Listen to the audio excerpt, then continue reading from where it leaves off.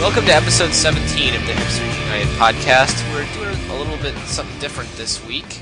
Obviously, we're not talking about the Smashing Pumpkins tour because we are still in transit back from the tour dates, hopefully after watching a great show or two. But this week, Jason is going to be kind of a guest host and talk about a topic that is near and dear to his heart, so I'll hand it right on over to Jason. I don't know if it's really near and dear to my heart, but we're going to talk a bit about... I don't know if we're really going to talk about Radiohead per se, but we're going to talk about the Radiohead phenomenon. Chris referred to them as the Obama of jokingly to me, but in some ways it kind of fits. But the reason Radiohead is worth talking about is because of their position in the culture, not necessarily because of their music. At least this podcast is not really going to be about their music.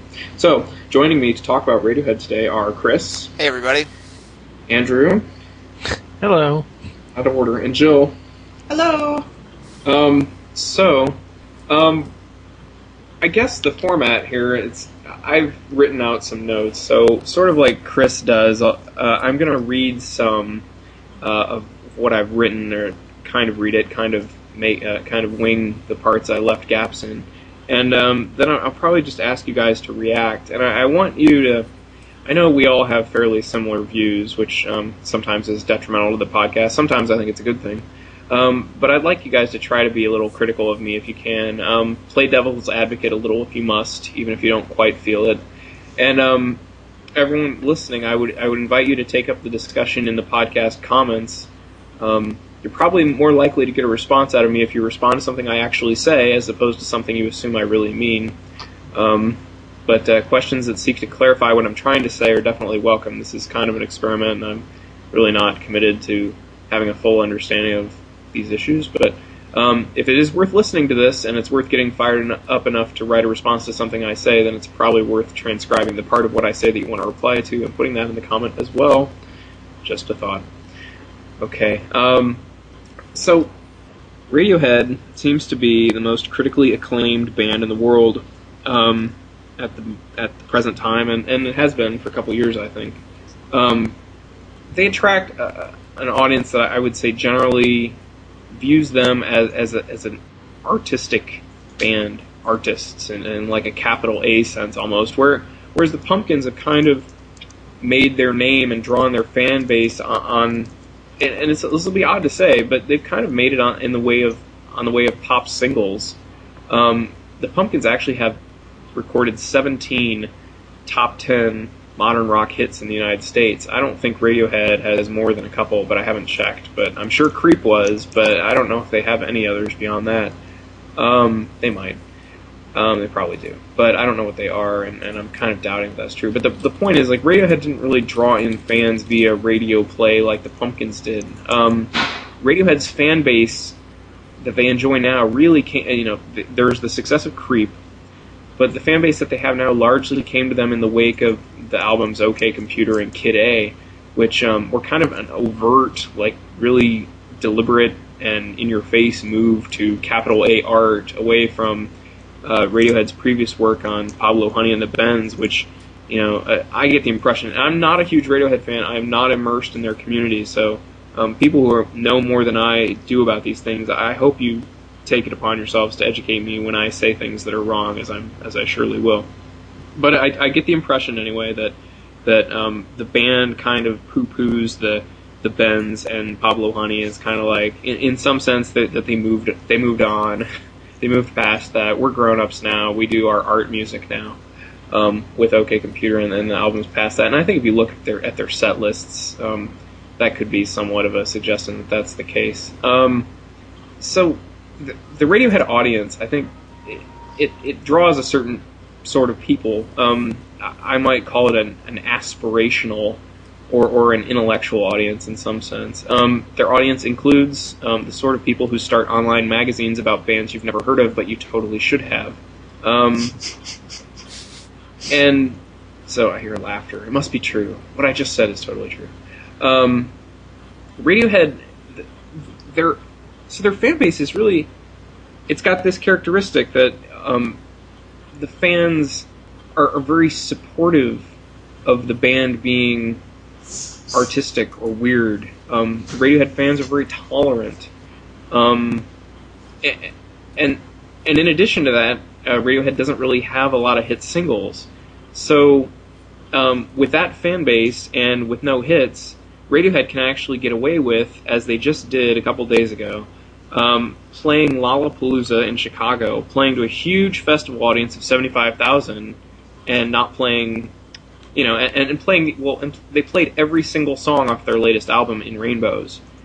And the Pumpkins would be crucified if they played every song off Zeitgeist. The Pumpkins were crucified for playing almost all the songs off Zeitgeist when they didn't play almost all the songs off Zeitgeist. I posted once, you have to go way back, this is before anyone was actually reading our blog.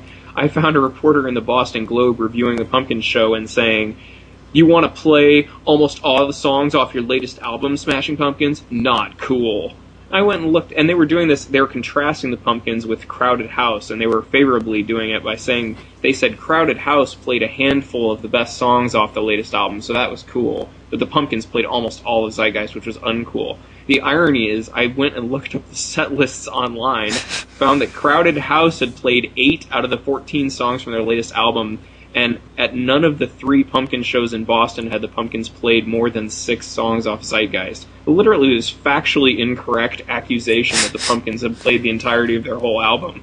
So that's the level of scrutiny the Pumpkins endure trying to play their new music. Meanwhile, you have Radiohead with this very accepting, tolerant, art-focused fan base that welcomes Radiohead playing the entirety of In Rainbows. Now, I know people are thinking, and it's true, In Rainbows with its big hyped free giveaway probably has a lot more listeners. And if you go to Rhapsody or Last.fm.com, you can verify that. There are a lot of people out there listening to In Rainbows, but at the same time, those services are a little skewed by the sort, because they attract the sorts of people who go on a music website like Last.fm or Rhapsody and have it, classify the songs they play. I don't think it's skewed too badly. So I accept that In Rainbows is being listened to by a lot of people, but the fact is, you can't criticize a band for not playing their hit singles when they have no hit singles to play.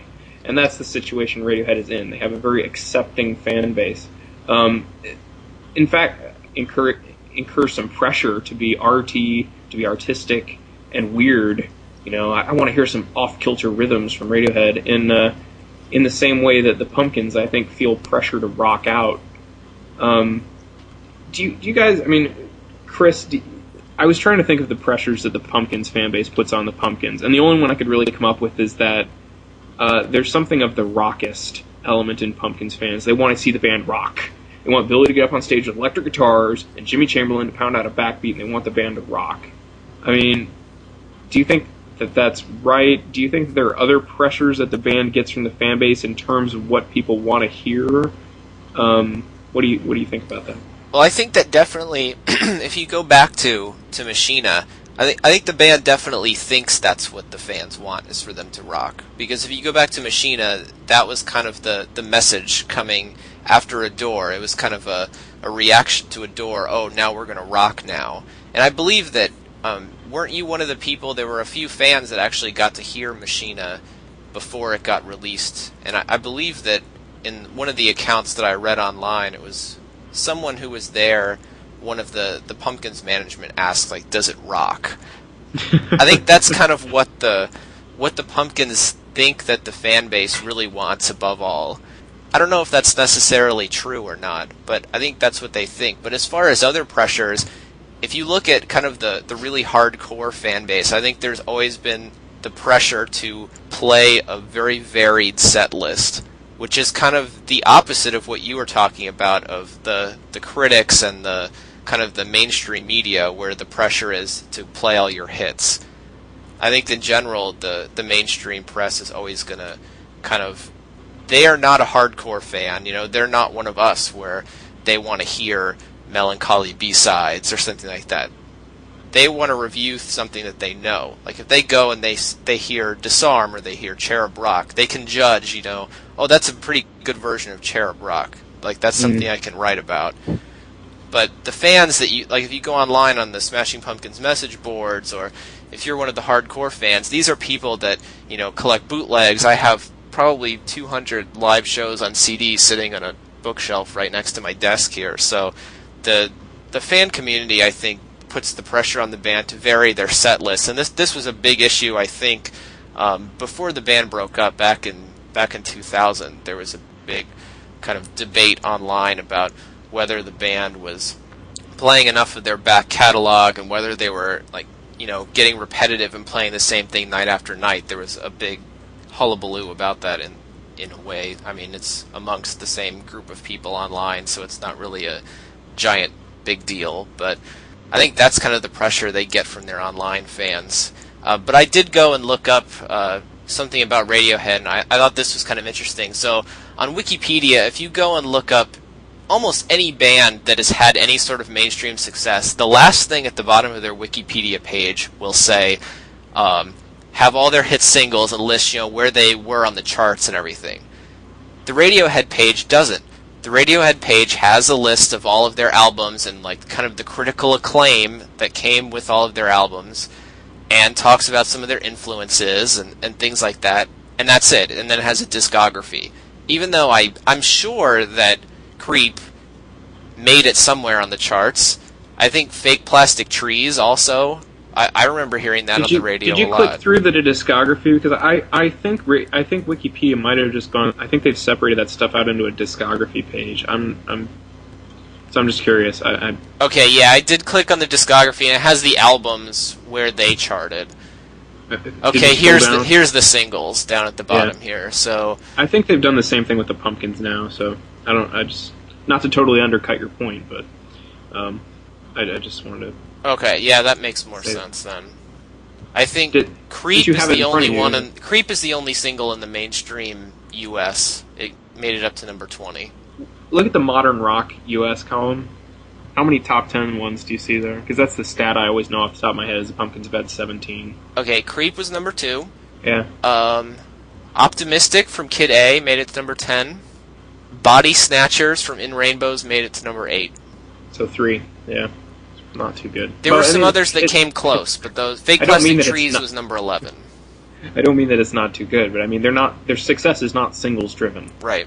I mean, people do not go to a Radiohead show thinking they've got to play blah blah blah blah blah blah blah blah. People go to the Pumpkins show. It's like I want to hear Rat in a Cage. I want to hear 1979. I want to hear Today Is the Greatest. And it's like, and all their other hits too. So there's that built-in demand for hits. Well, let me be detractor here. I do think that Radiohead fans do have a certain expectation going to shows that they will play certain hits, whether or not they actually made it to the top 10 radio.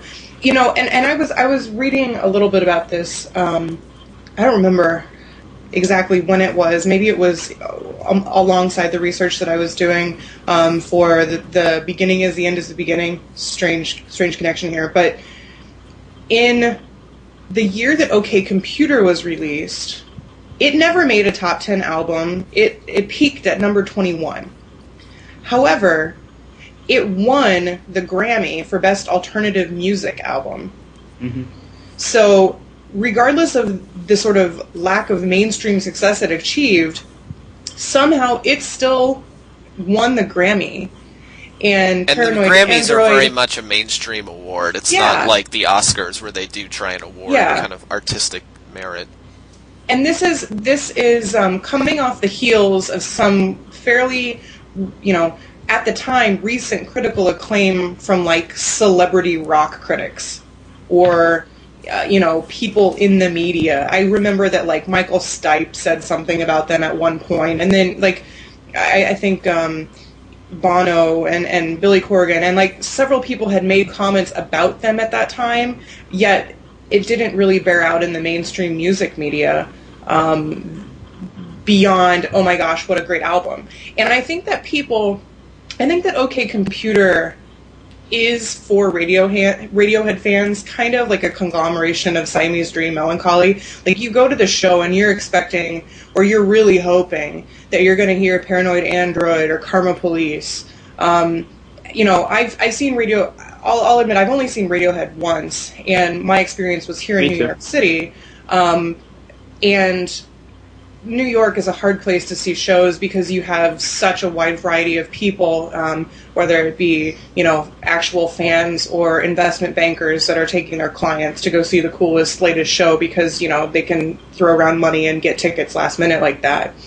But, literally, I would watch people text message or just, mess around on their phones for the whole concert, but then it's oh my gosh, it's Paranoid Android. And this is, the one song that they know. So I think there is an element of that to the Radiohead fan community, albeit one that is a lot more confused because they seem kind of ambiguously dissociated from the music itself. Andrew... It's cool to be there. Yeah, no, well, it is. Yeah, that's a huge thing right now. It is cool to go see Radiohead. Andrew, I want to ask you. I don't want to prejudge the answer because I don't know the answer. But do you think there's much pressure from the Pumpkins fan base for the band to explore new territory, to play new songs, to try new things? Do you think there's very much of that, or any of that? How would you characterize that? I think if you go back in the history, I think there was a lot of that. I think in the sort of the message board / news group communities back in the original incarnation of the band, people are always interested about the new directions of the Silverfuck, how Silverfuck would take with every different tour. I remember one of the first, I think, songs that got reimagined basically was "Rocket" during the some of the first Melancholy tours, where they I believe basically Chris and I have commented on the wondrousness of this reinvention right. of Rocket. Yeah, it sort of recreated the song, and it got very positive reception from people. Didn't say, "Oh my God, that's not Rocket." People were saying, "Oh, that's really awesome. That's a really great." I think with the latest incarnation of the band, I think there's some. I think the band has to sort of, because there was a 7-year gap between, or 6 or 7 years gap. I think somewhat that they lost sort of that. They lost the thread because they were gone for all that time. So I think maybe as time goes forward, that people will find, like we mentioned in the last podcast about the United States, how that sort of has become the Silverfuck of the latest, of the new reincarnated Smashing Pumpkins, where it's their long song with the pretty with the assistant drum beat and sort of has the rant in the middle. Yeah, and but hopes for the future. Hopes for the future aside, though, what I'm reading into what you're saying is that today you don't sense as much pressure for the band to explore. I think people aren't. I think there's less of it, and I think part of that is the fact that they were gone for all that time, and I think they're sort of re-establishing the baseline with the community, with their fans, and now as time goes on, maybe they'll continue to explore. I think it's interesting. It'll be interesting to see going forward with the new G.L.O.W song and with whatever albums they're gonna, with the rolling box sets that they're gonna come up with, rolling concept album that they're promising to start to put out starting next year. As to how that will how the community will embrace or reject that. Yeah, I wouldn't really categorize it as pressure. I can, there's definitely kind of an excitement around G.L.O.W, but there's not a, oh, G.L.O.W's got to be something in a crazy new direction or else I'm not going to like it. I don't really get any sense of that. Well, to bring it back to Radiohead, me not being a huge, me not being really part of their online fan base, I don't go online to talk about Radiohead. I don't really know what sorts of pressures are there.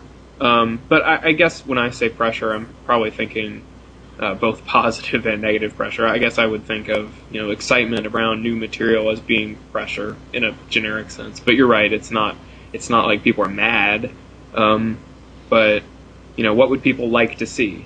And my sense of it right now is that the dominant sense in the Pumpkins community is I want to hear them play album cuts from Siamese Dream. I want to hear them play album cuts from Melancholy and Infinite Sadness. I don't hear a lot of play the new stuff. I'm not seeing it. So I'd like to. I share the hopes of Andrew, but probably less optimistic that that's going to change. I don't know. It seems like lost the thread. Maybe the right phrase. I don't know why or when, but and maybe it's just that people didn't like Adore and Machina, and then they just like the old stuff. And maybe there's just more of those people. More of those people who were high school seniors when Melancholy came out, and they took it as like, Billy Corgan's just like me, right. And maybe that's maybe you're the victim of your own hit singles, right? It's the form of their success, right? It's not the same form of success as Radiohead, so you attract the hit single crowd, and you are deserted by the hit single crowd, I guess. Well, in terms of the pressures on Radiohead, I think it's interesting. I think we discuss a lot about what we think the pressures are on the Smashing Pumpkins on a day-to-day basis, both on the blog as well as in the podcasts, because I think we're all pretty aware of that. But as far as the pressures were on Radiohead, or continue to be on Radiohead, I think that there are so few, because the band really has never met a lot of critical disapprobation. I think that they really have been very successful without meeting a whole lot of negative strife. I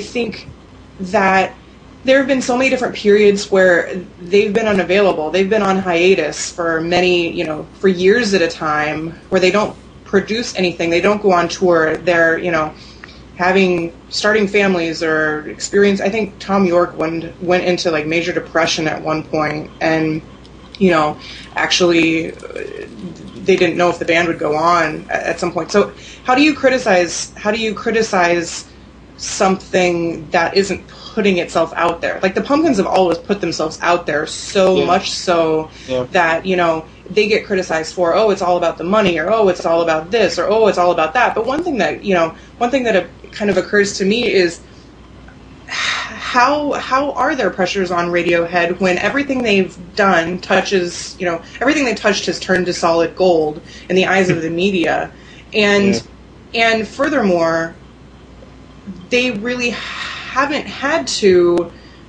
deal with those accusations of success that get attributed to the Pumpkins because they've been on hiatus. It's more of a, oh my gosh, we're just so lucky that that Radiohead is actually performing U.S. dates, as opposed to, the Pumpkins are going through Davenport, Iowa. What money grubbers? Radiohead is playing. They played next the AT&T weekend. Stage at Lollapalooza. I Right. just want to throw that out there. Radiohead just did that. But exactly. Okay, yeah. So Radiohead just played this huge concert in Chicago for Lollapalooza, which has become this, I think, destination music festival. And now they're about to play two back-to-back headlines at the Liberty State Park in New Jersey, which is right across from Lower Manhattan, for the All Points West Music and Arts Festival, which is basically, this guise for a huge indie rock music fest. Radiohead is by far the biggest headliner. I think Jack Johnson is also playing, but it's a lot of other, sort of small-time Pitchfork-style bands with Cat Power, The Animal Collective, Girl Talk, CSS, like all sort of smaller bands that would never be able to headline a huge music festival like this. And they're basically getting huge hype for coming and kind of deigning to this crowd. And it's hard to really catch much flack when all you do is play 3 dates in the U.S. in a given year. I mean, your fan base is so, and that's kind of that's an exaggeration, but your fan base is just going to try and consume as opposed to criticize. Like, there's no time to really get down on them when all they're doing is releasing one particular album and then playing 3 supporting dates. So they can't really be criticized for the money grubbingness that the Pumpkins often get criticized for. However, when you do a breakdown of market value, what is the performance fee that they're getting for playing any of these huge dates? I would argue that these are the biggest American music festivals, with the exception of maybe what's the music festival in LA, Coachella, whatever. But I digress a little bit. I think that one of the things that Jason, you were talking about earlier, the Pumpkins have this pressure to play old stuff as well as reinvent new stuff or old stuff. I think that an expectation has been set for a long time now that you may go to see a Pumpkins concert, but you're not going to see the same version of a song twice. Like, with the exception of maybe one of the hit singles that they're just kind of phoning it in. Not that the Pumpkins really phone much in, but the expectation is you're going to see a different show every time you see them on tour. And I think a lot of that experimentation takes place live for the Pumpkins because they play a lot more than Radiohead does. Whereas for Radiohead, so much of their critical acclaim has not been about their shows, but has been about the studio output. So, OK Computer was such a big deal at the time because it seemed so different than what was getting put out in 97. It just, the studio output itself was very different.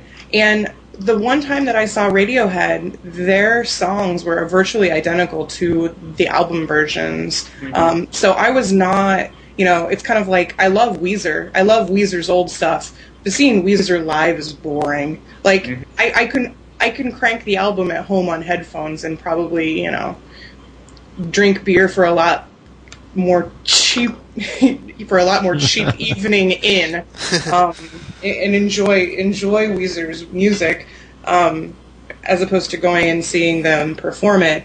Radiohead, though, has this sort of connotation of being such a performance art that I just don't get, because it's basically a time capsule of where they were with each individual album at the time it was released, because I don't see that reinvention taking place. Now, on the flip side of that, I really like Radiohead. There are a lot of elements of Radiohead that I think are great. I'm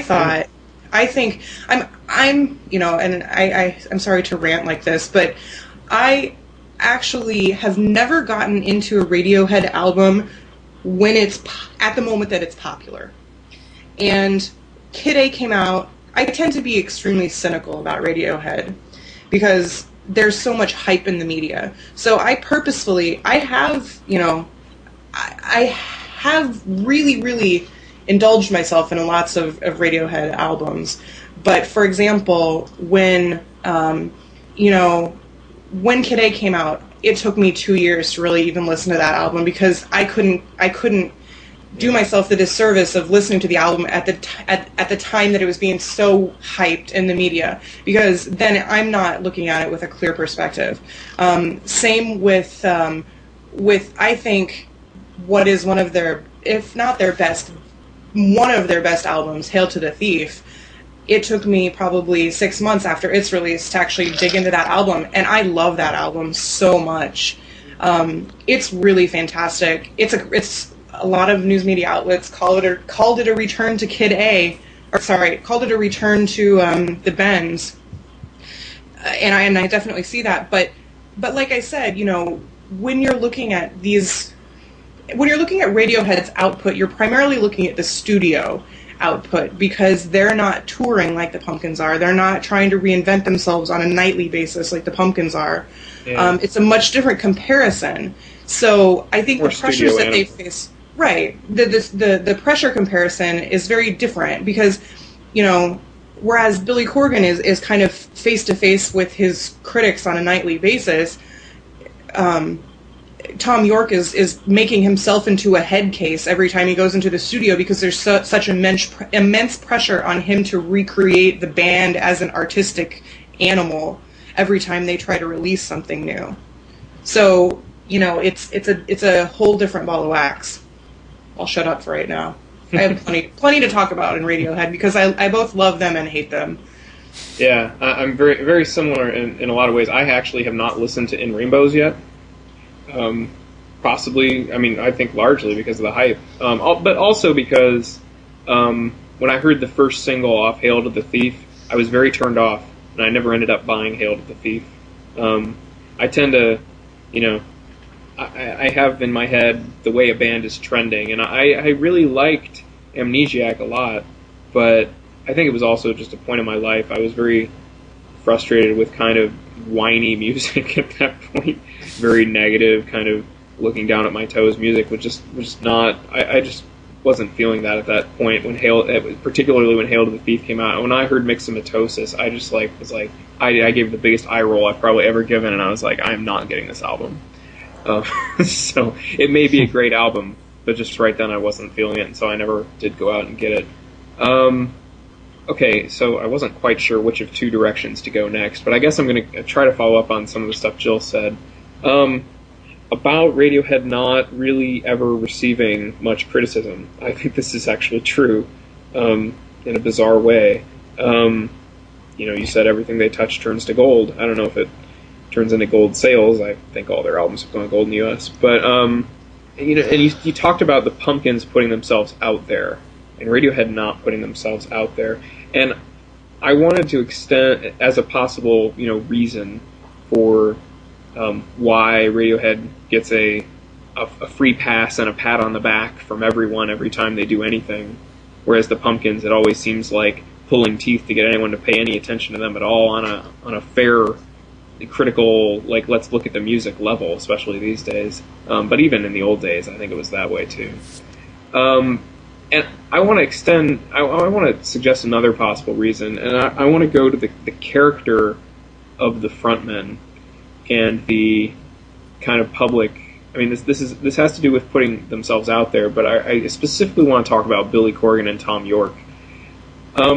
There's a really strong strain of belief about art in society, and it basically asks us to admire dorks. I don't know how else to say it, but auteurs, people who go into a cave and go into some intense lack of contact with the world, inability to contact with the world, maybe even something is wrong with the person, and then they emerge with the piece of art, and then we go,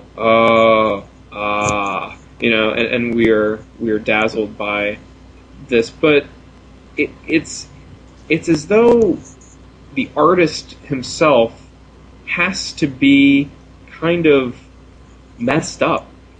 And I would say even, socially incapable in some ways. The artist, it's almost like real art comes from people who don't really look you in the eye. They walk around with their heads down, or they don't give you a decent handshake and say, "Hey, how's it going?" They're the just pursuit not of truth causes social ineptitude. They're just not that normal. An artist can't be a normal functioning person. And Billy Corgan is a very, very smart guy. Thom Yorke is a very, very smart guy. Billy is weird in his ways, but Billy is engaged with modern society. If you meet Billy, handshake, confident glance in the eye, how you doing? He knows what's going on in the business world. He knows what the press is saying about him. He knows what the fans are saying about him. He is engaged as a person in the society. And that, I think, just runs flat dead kind of pervasive belief about what an artist is supposed to be and how an artist is supposed to act. And you contrast that with Thom Yorke. And Thom Yorke, I'm not trying to get on his case, because I'm not saying this is calculated in any way. I think it's exactly who took him. I admire his work quite a bit. But, when you're at a Radiohead show, it's a legitimate question as to whether he really realizes you're there. The fans go crazy if he, puts his thumb on his nose. It's like, he acknowledged us. Oh. He's coming out of his cave. And, like, whereas you go to a Pumpkin show, it's palpably obvious that Billy Corgan is judging you at the same time you're judging him.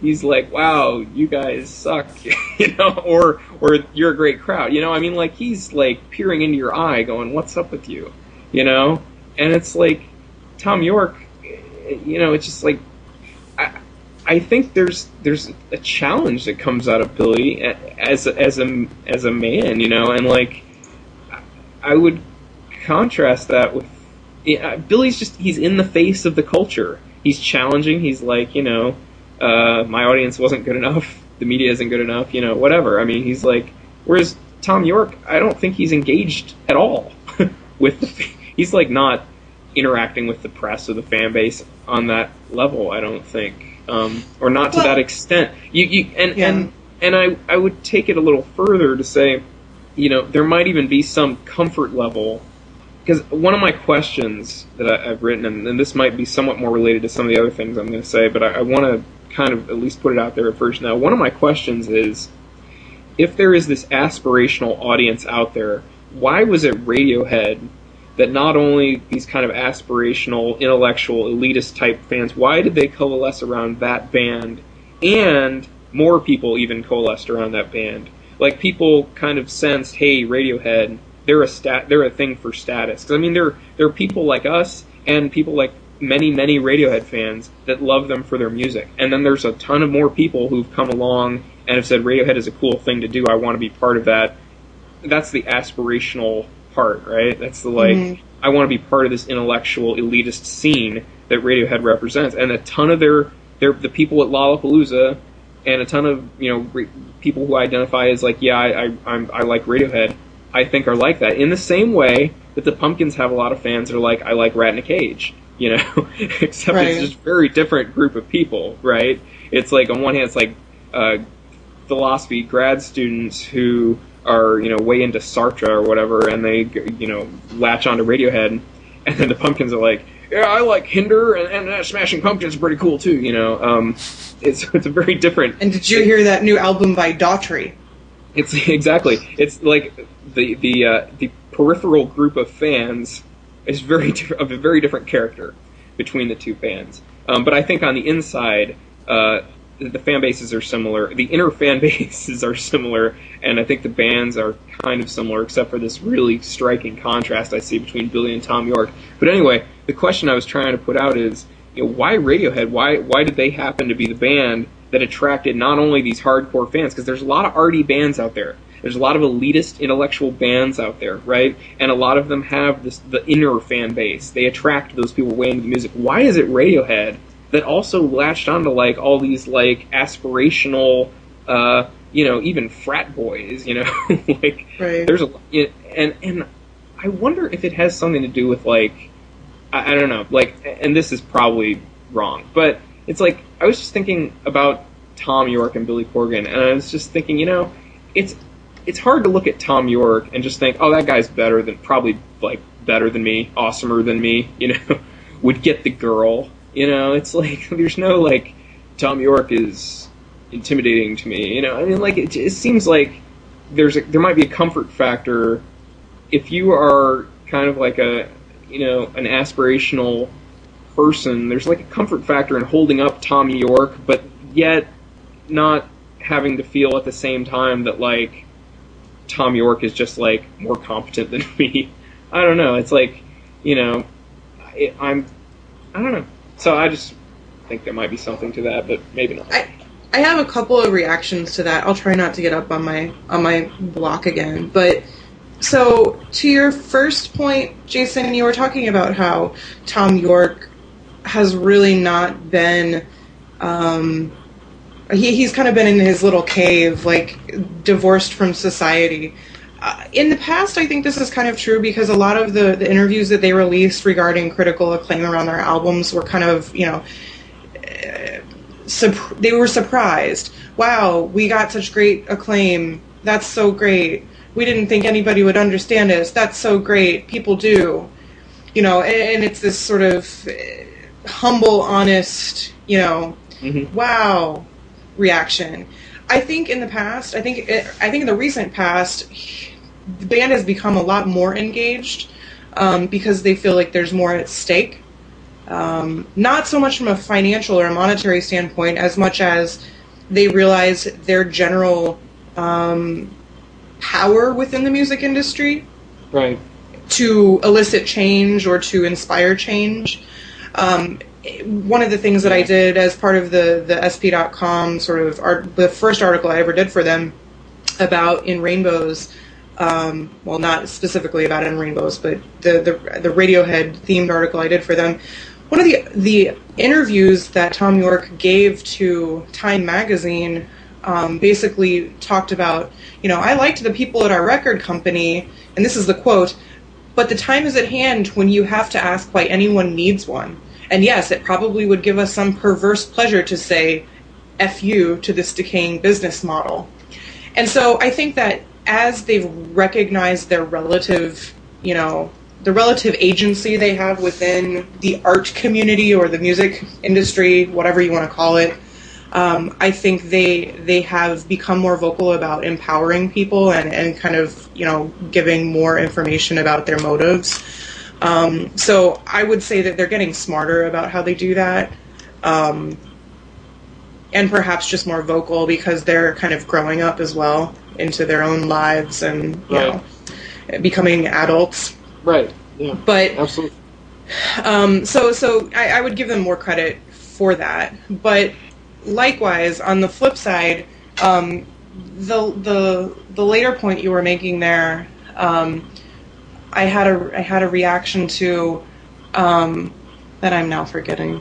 Well, the later point had to do with if you're an aspirational person trying to move forward in the world and associate with elitists, is it more comfortable to choose as your hero a guy who happens to be personally not challenging to your aspiration?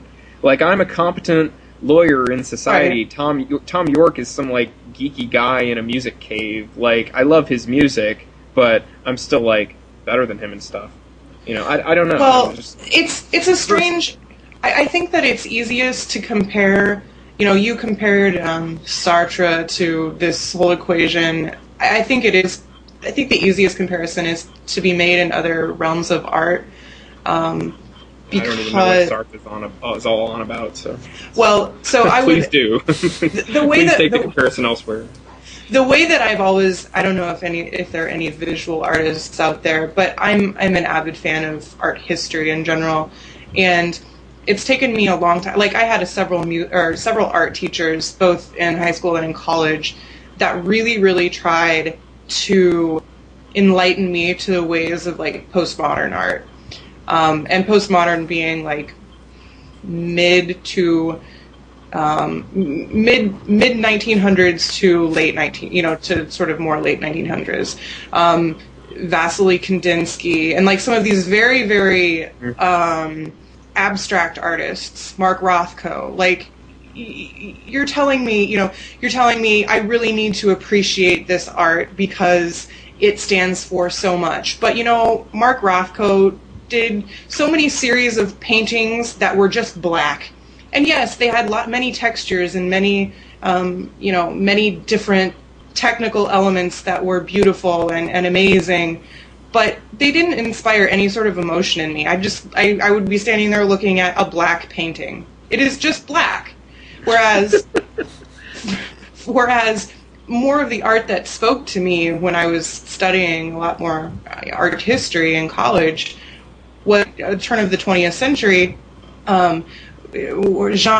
Matisse and Gauguin and all of these these it's like after the Impressionist period, but before, abstraction started taking place. So they were using fauvism, which is basically using wacky colors to elicit emotion from the subject matter. These paintings spoke to me, but they were sort of considered trite in the art, to the art critics, because it was foundational to what would come. It was, well, they got it halfway right. So here's, these really great paintings, but it only establishes the foundation for these really abstracted, very meaningful things to come later in the 20th century. And this is like extremely reductionist, but I never bought into that garbage because I was like, I'm gonna, because it elicits an emotional response. I cannot tell you that I have the same emotional response to anything on Hail to the Thief as I do to one song on Siamese Dream. I enjoy those songs. I love them. I think they're fantastic, but they do not grip me in the same way that the Smashing Pumpkins do. And I think therein lies the conflict of why, you know, it's cool to like something that people don't understand.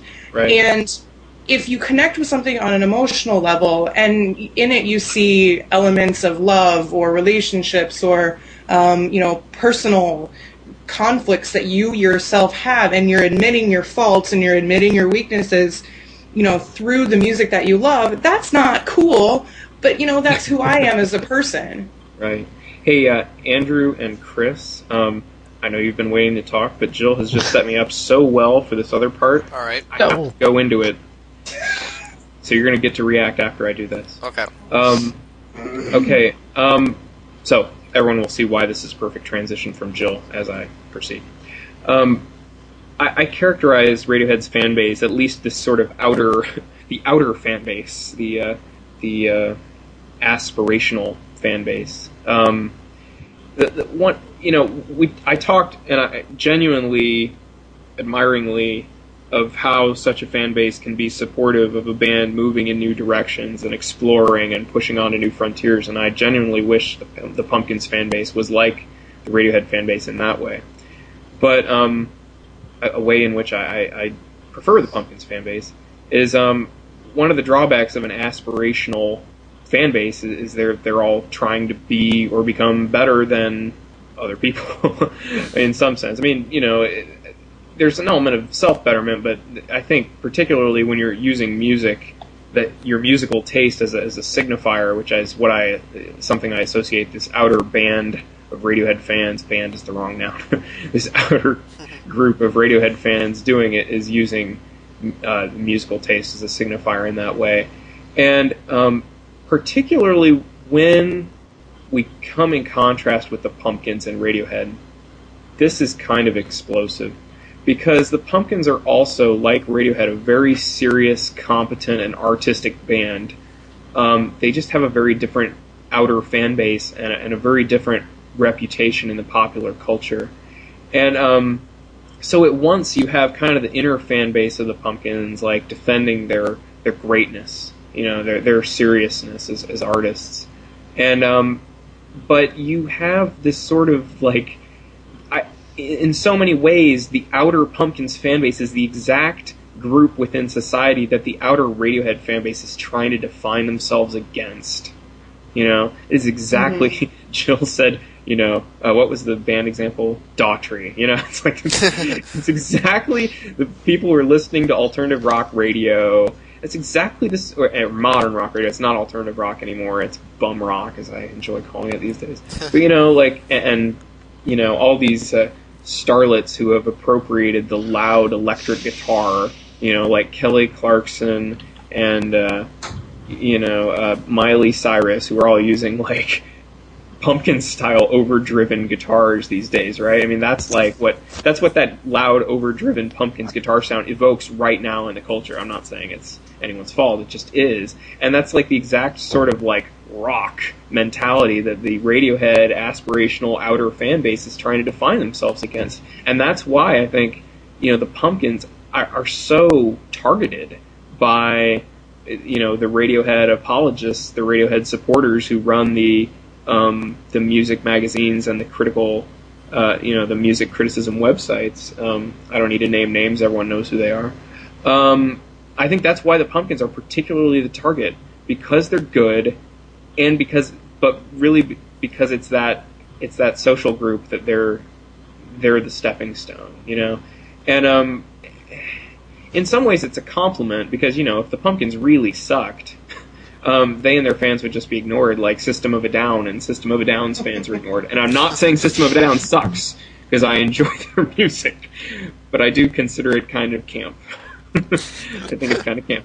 I enjoy it on a camp level. I think they don't exactly understand what they're doing, so it's kind of hilariously awesome. But I don't think it's great in nearly the same sense that I think the Pumpkins or Radiohead are great.